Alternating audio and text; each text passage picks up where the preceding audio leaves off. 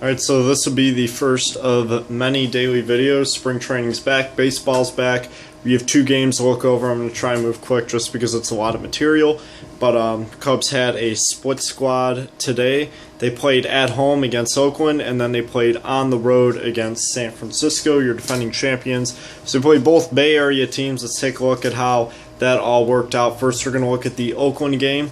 I posted the lineups on the Facebook page earlier if you got to take a look at them, but I'll just go through basically the main people that we're really looking at. Fowler, Rizzo, and Castro all went 0 for 2, which is not the most ideal thing. Baez was also 0 for 2. Chris Coghlan went 1 for 1. Mike Holt 1 for 2 with a 2-run homer, so that's good to see. He comes out gate, his first spring training at bat, he gets a homer in. He still has a lot of potential, may have a spot on this team, we really don't know yet. Ryan Sweeney picked up a hit.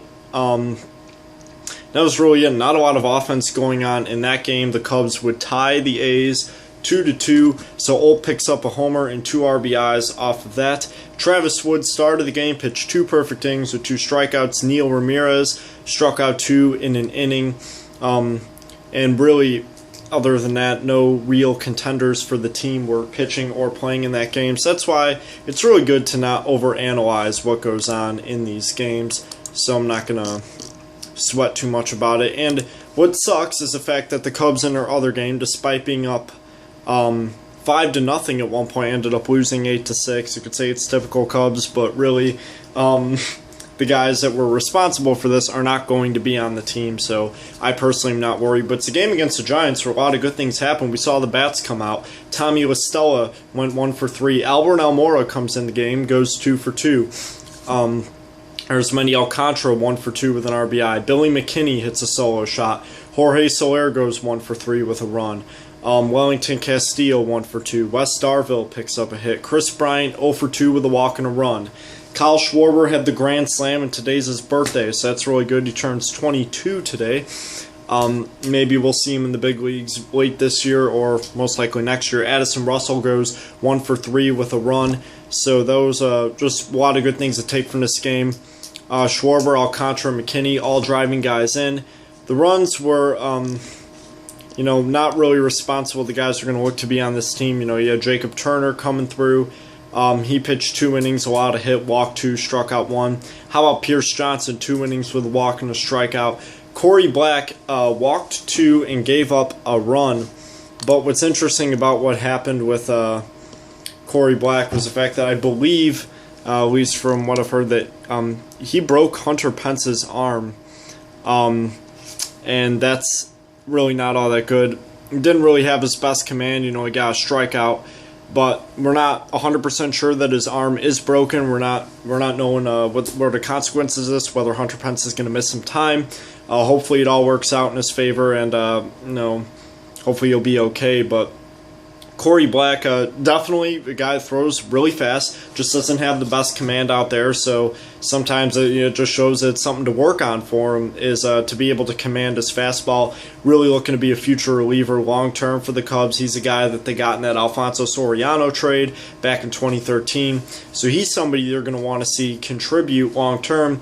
But, with an incident like that happening, obviously the San Francisco Giants probably aren't happy with that. This is a guy that's one of the best players in the National League. Seeing him losing time because of something like this in spring training, not the best. We saw what happened with Aroldis Chapman last year, taking a line drive to the face. It's a different scenario.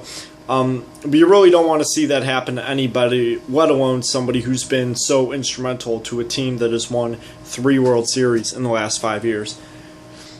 But yeah, Michael hitting a 2-run homer.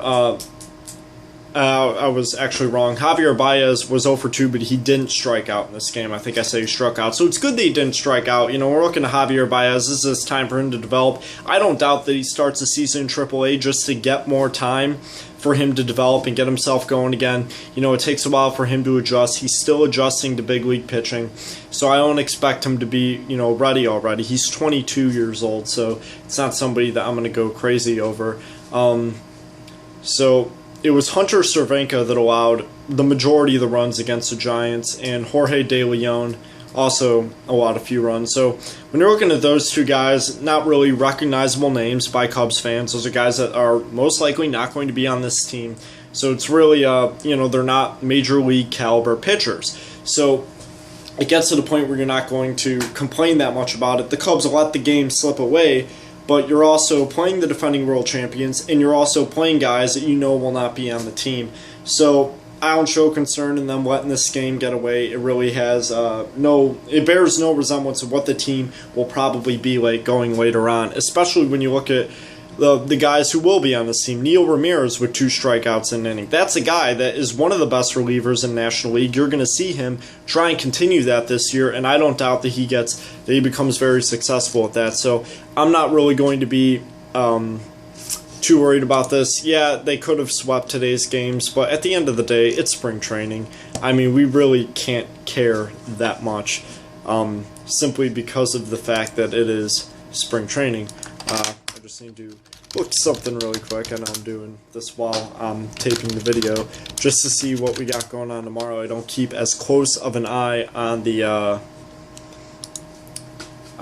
spring training schedule as I do on the regular season schedule. Tomorrow we have 1 game.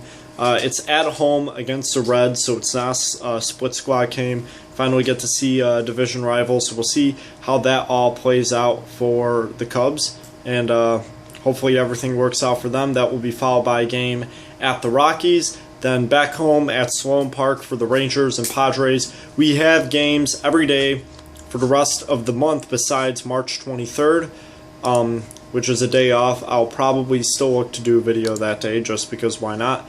And then April 5th, so 1 month from today, John Lester, the presumptive opening day starter, will be pitching. We don't know if Adam Wainwright's going to be pitching that game, but it'll be on ESPN2 from the newly renovated Wrigley Field that does not have bleachers open yet.